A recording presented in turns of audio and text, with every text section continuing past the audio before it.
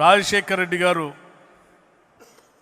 ఆనాటి ఉమ్మడి రాష్ట్రానికి ముఖ్యమంత్రిగా పనిచేశారు. ముఖ్యమంత్రులు చాలామంది వస్తూ ఉంటారు, పోతూ ఉంటారు. స్వాతంత్రం వచ్చిన తర్వాత చాలామంది ముఖ్యమంత్రులు ఈ దేశంలో అనేక రాష్ట్రాల్లో పనిచేశారు. కానీ ముఖ్యమంత్రిగా పనిచేసిన తర్వాత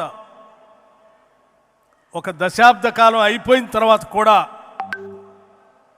ఇంకా రాష్ట్ర ప్రజల హృదయాల్లో చిరస్థాయిగా కనపడేటువంటి ఏకైక ఆనాటి ముఖ్యమంత్రి ఎవరంటే డాక్టర్ వైఎస్ రాజశేఖర రెడ్డి గారే. పాలన అంటే, పాలకుడు అంటే ఎలా ఉండాలో ప్రజాస్వామ్య దేశంలో చేసి చూపించారు డాక్టర్ వైఎస్ రాజశేఖర రెడ్డి గారు.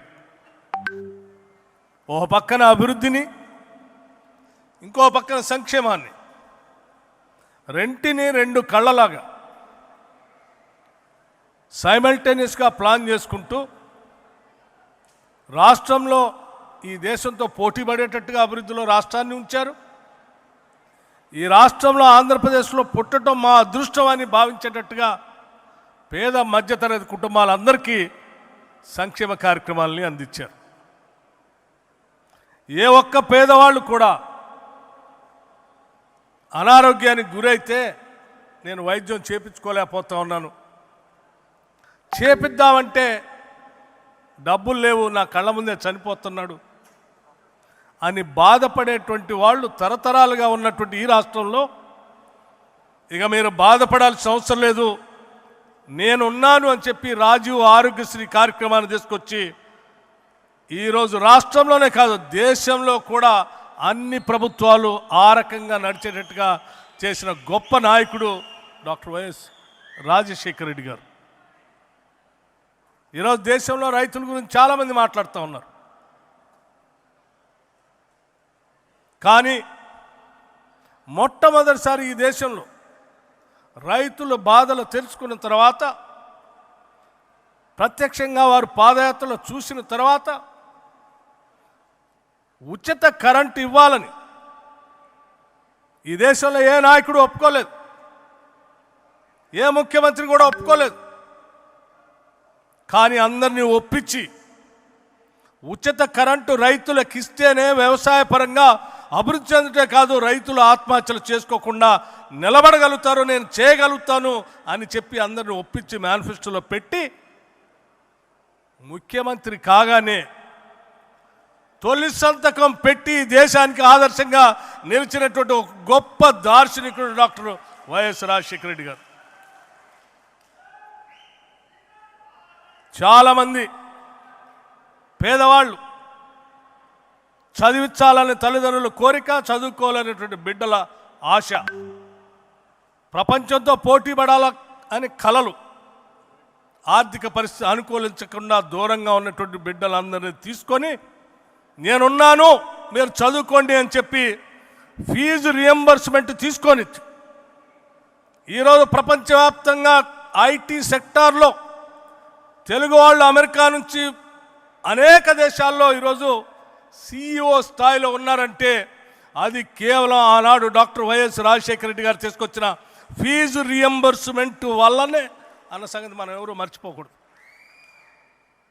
ఇలా చెప్పుకుంటూ పోతే అనేక సంక్షేమ కార్యక్రమాలు, ఇందిరమ్మ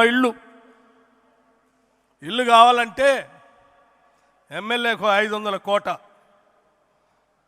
కాదంటే 1000, ఇన్ఛార్జ్ మంత్రితో అది కూడా సంతకం పెట్టించుకొని నియోజకవర్గానికి ఇచ్చే పరిస్థితుల్లో కాదు. ఈ రాష్ట్రంలో గుడిసె అనేదే ఉండటానికి వీల్లేదు. శాచ్యురేషన్ పద్ధతిలో అందరికీ ఇళ్ళు ఇస్తాను నేను, కులం లేదు, మతం లేదు, రాజకీయం లేదు, ప్రాంతం లేదు, అందరికీ ఇల్లు ఇచ్చే కార్యక్రమాన్ని చేపడతానని ఇందిరమ్మ ఇల్లు ఇచ్చినటువంటి మొట్టమొదటి రాష్ట్ర ముఖ్యమంత్రి డాక్టర్ వైఎస్ రాజశేఖర రెడ్డి గారు ఈ దేశంలోనే. అనేక సంక్షేమ కార్యక్రమాలు చేసినటువంటి అటువంటి గొప్ప నాయకుడి దగ్గర పార్టీలో పనిచేసే అదృష్టం, శాసన మండలిలో పనిచేసేటువంటి అదృష్టం, శాసనసభలో చీఫ్ విప్గా పనిచేసేటువంటి అదృష్టం కలగటం నేను నా అదృష్టంగా నేను భావిస్తూ ఉన్నాను. అటువంటి నాయకుడి దగ్గర తర్ఫీదు పొందటం, పనిచేయటం.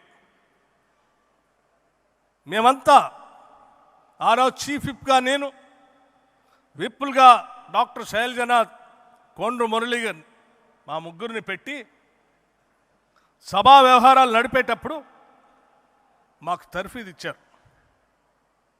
శాసనసభ్యులు కానీ, ప్రజలకు కానీ, చట్టసభలో కానీ, పాలనలో కానీ ప్రజల కోసం ఏం చేయాలో చాలా స్పష్టంగా మా అందరికీ తర్ఫీదు ఇచ్చి నిలబెట్టినటువంటి నాయకుడు ఆయన. చివరి రోజు మేమంతా అడిగాం.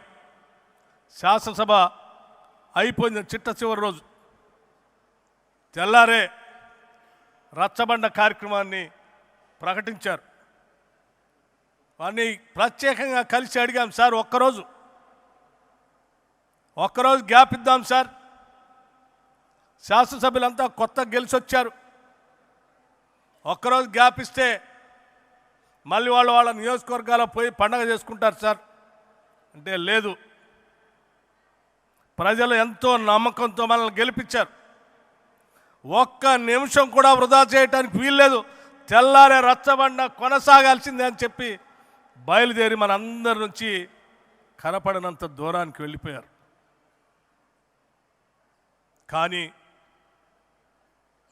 ఆయన గుర్తులు కానీ, ఆయన చెప్పినటువంటి మాటలు కానీ, ఆయన పాలనలో వేసినటువంటి బీజాలు కానీ ఈరోజు ఈ రాష్ట్రాలనే కాదు దేశానికి కూడా ఆదర్శప్రాయంగా ఉన్నాయన్న సంగతి 10 సంవత్సరాల తర్వాత కూడా మనందరం ఇక్కడ నిలబడి వారిని స్మరించుకోవటమే కాదు, ఆనాటి పాలనలో ఉన్నటువంటి అంశాలే ఈరోజు దేశవ్యాప్తంగా అజెండాగా కూడా మారాయి.